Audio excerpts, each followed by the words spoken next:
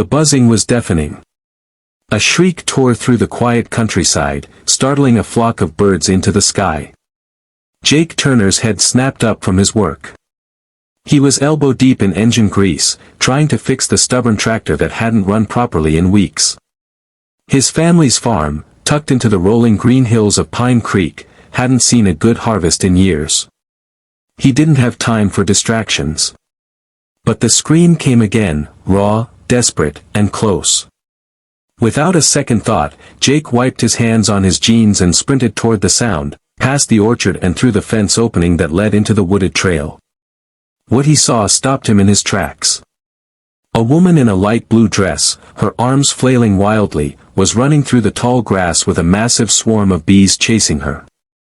Her blonde hair whipped around her face as she screamed again, stumbling, clearly panicked. "Over here!" Jake shouted. She looked toward him, eyes wide with fear, and veered in his direction. Jake didn't wait. He grabbed her wrist and pulled her toward the nearby lake, dragging her behind the old boathouse and into the water without warning.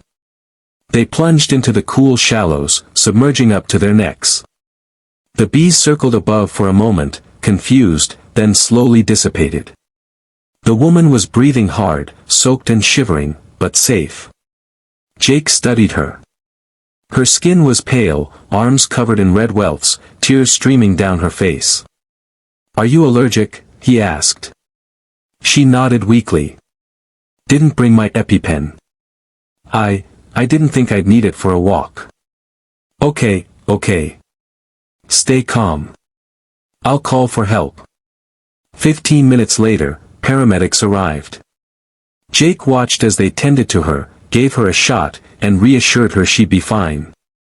Before she was loaded into the ambulance, she turned to him. "Thank you," she said, her voice soft. "You saved me." Jake just nodded. "Glad I was nearby."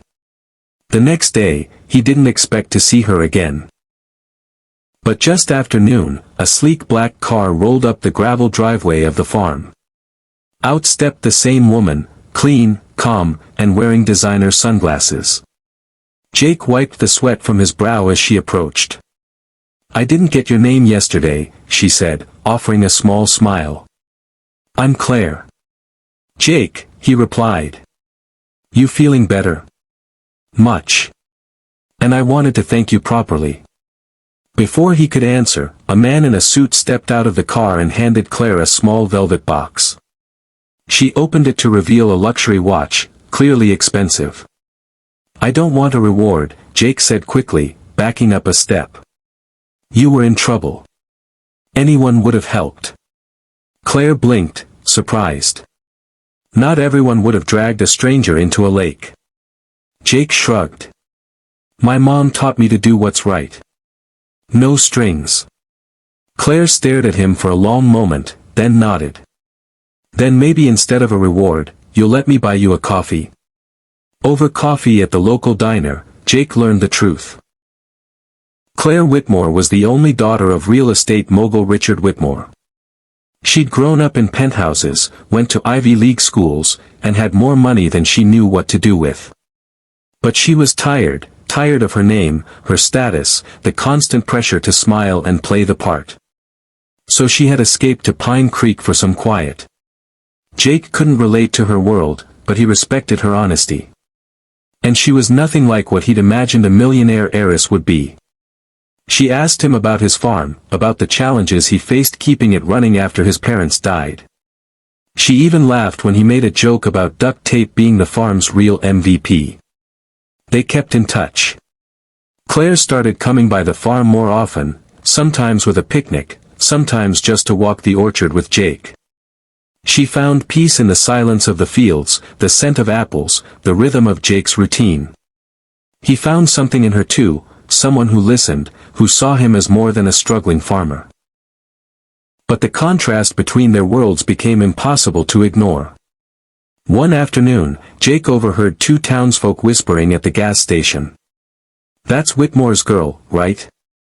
What's she doing with someone like him?" The words stung more than he expected. That night, he confronted her. "I don't fit in your world," he said plainly. "I don't own anything but this broken land and my grandpa's tools." Claire stepped closer. "I don't care about your bank account, Jake. I care about how you didn't hesitate to save a stranger. I care that you treat people with kindness. That's what matters." Still, Jake wrestled with the feeling of inadequacy. When Claire's father came to town unexpectedly, arriving in a convoy of luxury cars, it only got worse. Richard Whitmore was tall, sharp-eyed, and unimpressed. He pulled Jake aside. "My daughter is impulsive. She gets attached. But you know this won't last, right? You don't belong in her world." Jake clenched his fists but said nothing. That night, Jake almost called it off. He believed Claire deserved someone who could give her more. But when he looked out at his land, the orchard slowly blooming again thanks to her encouragement, the rose they'd planted together, he realized something. He did have something to offer. It wasn't money or status. It was honesty, loyalty, and the kind of love that showed up, day